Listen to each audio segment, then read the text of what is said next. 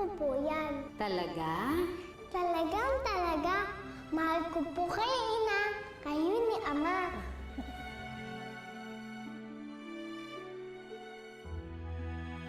Lumayo kayo sa akin! Niloko-loko! Wala akong ibang binigay sa'yo kung hindi pagmamahal. Nawalan na ako ng anak. Hindi ko kaya mawala ka sa akin. Ina, nakikiusap ako, Ina. Nakikiusap ako. Huwag mo akong hawakan dahil hindi kita ina!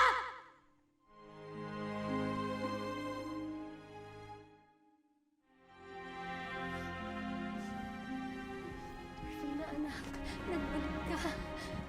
Hindi Dwarfina ang pangalan ko. Ina. At bumalik ako dito, hindi para sa inyo, kundi para malaman ng katotohanan. Bakit ako nagkaganito? Ina. Sagutin niyo ako. Kayo po ba ang nagsumpa sa akin?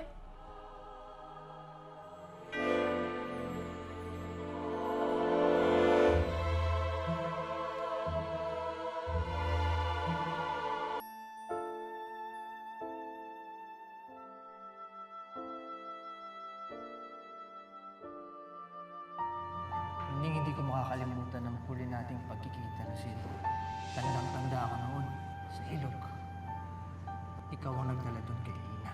Ang tagal na panahon na yun eh. Nang hindi nga natin alam kung tama pa yung naaalala natin, di ba? Ikaw ang may kasalanan sa nangyari kay Ina. Yung araw ng aksidente, niyaya niya ako. Sabi niya gusto niya daw maligo sa ilog. Na hindi naman ako dapat papayag eh. Kaya lang, sabi niya sa akin, kung gusto ko daw maging malapit kami sa isa't isa, sundin ko daw lahat na sinasabi niya. Kuya Lindon, Gising ka pa. nanaginip ako, naliligo daw ako sa ilog. Naihituloy ako sa bani. Ha?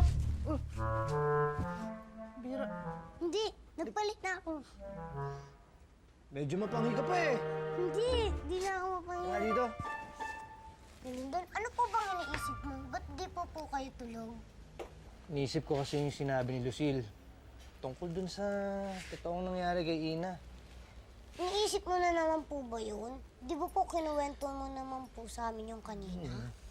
Na walang kasalanan dun si Ate Lucille. Ba't ayaw mo pong maniwala sa kanya? Buddy, maniwala man ako sa kanya o hindi, wala nang magagawa yun. Una-una, matagal nang nangyari yun. Isa pa, matagal nang wala si Ina. Dapat siguro talagang kinakalimutan ko na yung alaala na yun eh. Tama! At dapat, makilala ko na yung babaeng nakita ko doon sa ilog. Yung Fina, alam mo kuya, nagtanong ako dyan eh. Tungkol kay Fina.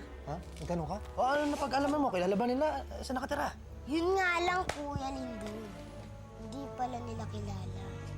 Teka, saan ka ba nagtanong? Diyan sa tabi-tabi. Ayaw mo. Ito lang ang sasabihin ko sa'yo, buddy. Gagawin ko ang lahat. Makita ko lang ulit yung babaeng yan. Kung kinakailangan, sisirin ko ang kalaliman ng ilog, gagawin ko, buddy. Maniwala ka sa akin. Makikita ko ulit yan.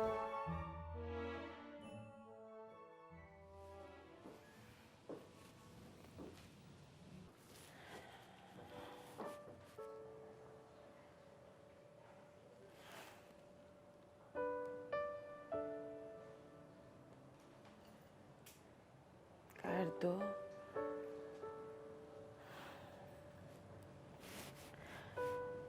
hindi ko alam kung paniniwalaan ko yung mga sinasabi ni Lucille.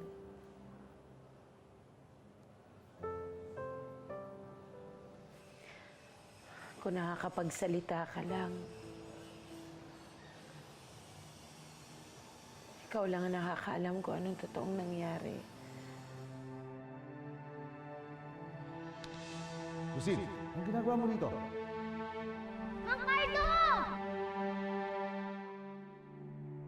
Tulungan niyo po si Ina! Nandun po siya sa loob ng lunchbox!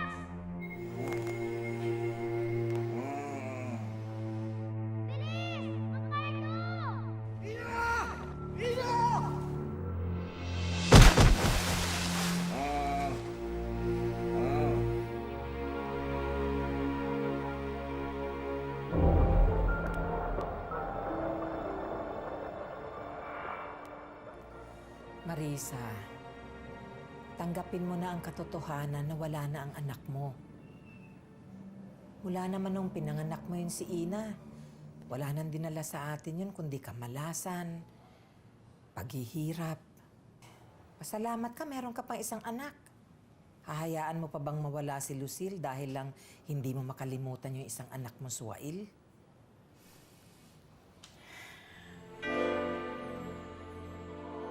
Sino nagsabi niyan sa'yo, Ina?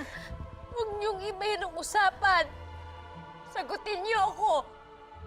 Kayo ba ang nagsumpa sa akin? Walang kinalaman si Abiana sa ibinibintang mo sa kanya, Ina. Calixto. Ang tanging naging kasalanan niya sa'yo ay ang itinuring kanyang tunay na anak. Pumunta po ako dito para mabigyan po kayo ng pagkakataon na sabihin sa akin ang katotohanan. Sawang-sawa na ako sa kasinungalingan niyo! Sa inyo na ang pinakamamahal niyong palasyo dahil babalik na ako sa pamilya ko! Marvina! Pabayaan mo siya.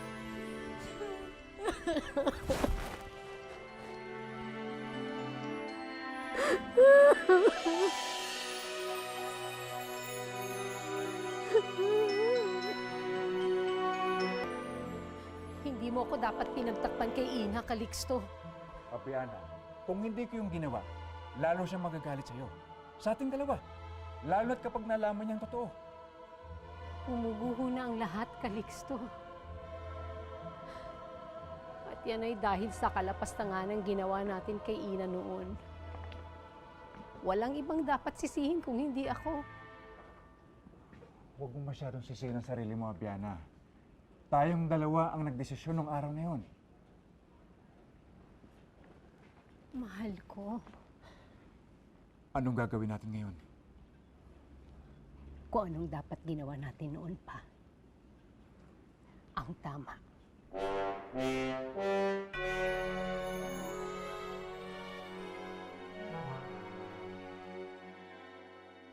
Kung hindi na, tama ka. Puro kasinungalingan lang ang napala ko sa kanila.